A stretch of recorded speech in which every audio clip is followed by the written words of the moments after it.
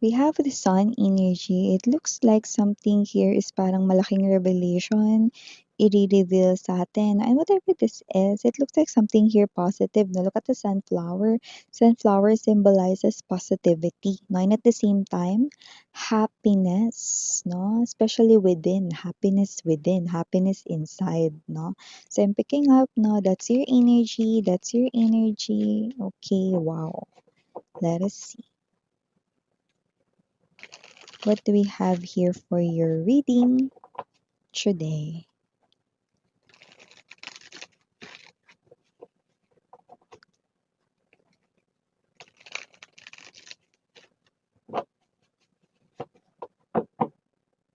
Okay, let's go and see other messages.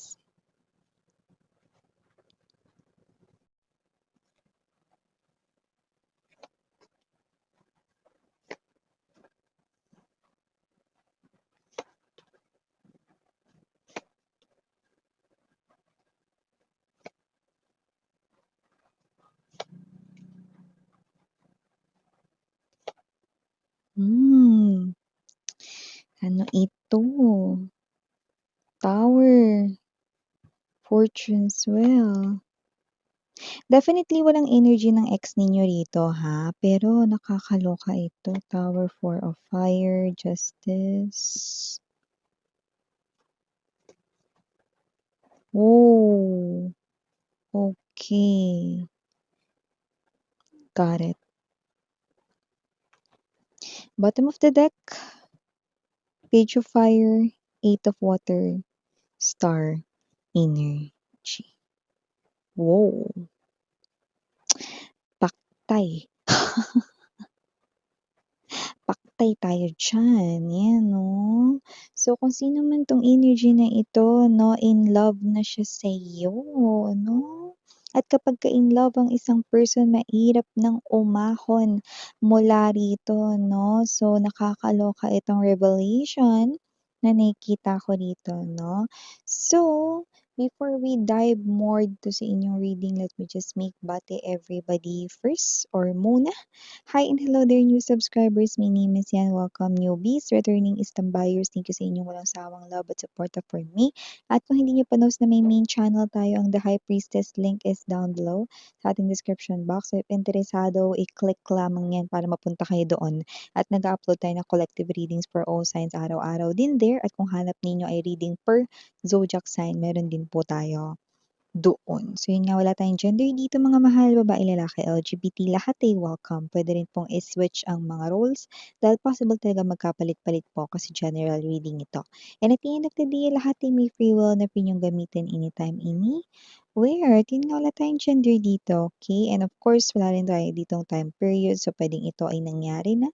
Sa iba, nangyayari na ngayon. Yes, yes, yes. That's strongly what's happening right here. At sa iba ay mangyayari pa lang 'no, and yes marami-rami rin sa inyo ang mangyayari pa lamang ito 'no, but definitely kaya ko nabanggit yon 'no, na parang itong energy na 'to 'no, paktay talaga 'no, dahil ito yung klase ng energy mga babes 'no, na siya yung energy 'no, na paano ba 'to, in love na siya sa'yo, pero lumalabas na hindi siya yung tao para sa'yo. Ayan, yun 'no. So with the Four of Water energy, patience right in here 'no, nai-inlove na itong person na 'to sa inyo 'no, unti-unti nang nahuhulog yung feelings niya, yung loob niyo sa inyo, yung damdamin niya 'no. Okay, so kung sino man 'tong energy na ito 'no, mahal niya na kayo ngayon, yung iba pupunta na rito sa paglalim ng kanyang emotions and feelings for you at nakikita ko rito na itutuloy-tuloy niya ito. There's this type of energy na ipu-pursue niya ang kanyang feelings and emotions 'no. So nakikita ko dito mga babes that this person right here is someone 'no, na parang siya ito na lahat ng gagawin niya rito na hakbang or plano or aksyon, okay, para kayo rito 'no ay, ligawan, suyuin 'no or para kayo rito 'no ay, mapalapit sa kanya. Okay, this person here malalaman niya rito 'no na maaaring blockage din kasi yung fortune's wheel dito 'no, na bina-block siya ni universe dito para maging malapit kayong dalawa 'no. But this person here, okey, ikaw ang kanyang magiging dream, ikaw ang kanya ritong pangarap 'no, at ayaw niya rito na yung pangarap na yun ay hindi niya rito ma-obtain or makamit. Kaya naman this person here 'no, with his or her full effort, okey, ayaw niyang ma-miss itong klase ng energy na ito. Alam mo kung ano tinutumbok nitong lahat ng ito? Ayoko ng iba universe, gusto ko siya. Ayan 'no, ikaw yung tinutukoy niya rito. Gusto ko si collective, ayoko ng iba, gusto ko si collective lang 'no. So nakita natin dito that this person right here 'no, ikaw ang kanya ritong pangarap, ikaw yung kanya ritong dream. Kaya naman mag-e-effort siya rito 'no, na talaga naman 'no, na kalabanin 'no ang destiny dito 'no, na mapaglaro 'no, with this two of earth energy, mapaglarong destiny right in here 'no. So nakikita natin dito 'no, na kung sino man 'tong energy na ito with the tower right in here, okey, masisira ng masisira ang kanyang mga plano. Hindi magwo-work yung mga plano niya rito 'no, na, mahulog yung loob mo sa kanya 'no, yung feelings mo is talaga naman na lumalim para sa kanya 'no. So this is a brand new energy or someone that you've met, okay? Or yung iba naman puwedeng makikilala niyo pa lang, just take how this resonates. Definitely not your ex. This is someone here new, 'no? Someone here new na magugustuhan niya kayo to the point 'no, na sobrang gustong-gusto niya kayo, na gustong-gusto niya ring baguhin dito yung destiny 'no, na gusto niya 'no, is kayong dalawa ang magkatuluyan 'no. But nothing seems sa kanyang mga plano ang nagwo-work or wala sa mga plano niya ang gagana at magwo-work. Hindi mahuhulog yung loob niyo sa kanya 'no, kahit na siya ay magpakita pa rito ng full extent ng effort, Nine of, Wands energy 'no or the Nine of Fire in this tarot deck 'no. And nakikita natin dito 'no na handa siya ditong kalabanin daw yung tadhana 'no, maging kayo lang daw 'no, maging siya lang ang iyong destiny 'no. Dahil this person here has this energy of the Chariot 'no. The Chariot energy is the type of energy pasulong yan, eh, mga mahal, eh, 'no. Pasulong yan, eh, dire-diretso yan, eh, 'no. So nakita natin dito 'no, na ito yung klase ng energy hindi aatras 'no, kahit na si universe pa ang kanyang maging kalaban. Medyo matapang siya, nararamdaman ko yung kanyang tapang dito 'no, sa binabanggit sa atin ng mga cards ko, sa mga baraha ko rito mga mahal 'no, na hindi pa nagsisinungaling itong mga ito 'no. So nagiging honest itong mga cards ko rito 'no, na kahit sila medyo alam mo yun 'no, iisa yung kanilang mga pinagbabanggit dito about this person's energy 'no, pasulong ito 'no, dahil wala daw siyang ibang gusto kundi kayo. Na ayoko ng iba, wag mo akong bigyan ng iba universe, ang gusto ko ay si collective, ikaw 'no, yung tinutukoy niya dito. Si collective yung gusto kong makasama forever, si collective yung gusto ko rito. Ayoko kung may i-o-offer ka sa'king ibang tao, may ipapadala ka sa'king ibang tao, hindi ko gusto 'yan. Wag mo ng tangkain, wag mo ng planuhin, si collective lang ang gusto ko. 'Yan, okey. So this person here is demanding 'no, na kayo lang yung gusto niya 'no, pero magtagumpay nga ba siya sa tadhana dito kahit na, eh, ganito pang tapang ang pinakikita niya? Well, the answer is very clear, okey? Kagaya ng una kong binanggit, gagawa siya rito ng paraan para mapansin mo siya, masuklian mo yung feelings niya for you, but nothing sa kanyang plano ang nagwo-work. Meaning to say, okay, you are not in love with this person. Maybe you care for this person kasi kakilala mo na siya. Maybe you are concerned with this person kasi kakilala mo na siya or baka friend mo na siya or maging friend mo ito, no? Pero hanggang dun lang. Okay, walang paglalim ng feelings, walang paglalim ng emotions dahil sa iba ka nakatakda 'no, sa iba kang nakatakdang ma-fall 'no. So hindi niya rito makakalaban si universe, hindi niya rito mga babes 'no, malalamangan si universe dito 'no. So with the Tower card energy, masisira at masisira lang yung plano niya 'no, yung lahat ng 'yon 'no, kunwari makikipagkita siya sa'yo rito 'no, meron ditong, paglakas ng ulan 'no, or parang hindi pagdaan ng mga sasakyan 'no. So, hindi talaga siya ro'n makakarating or makakapunta 'no, and the universe 'no, ay gumagawa ng paraan rito 'no, and 'yun nga 'yun, okey, one of the examples 'no.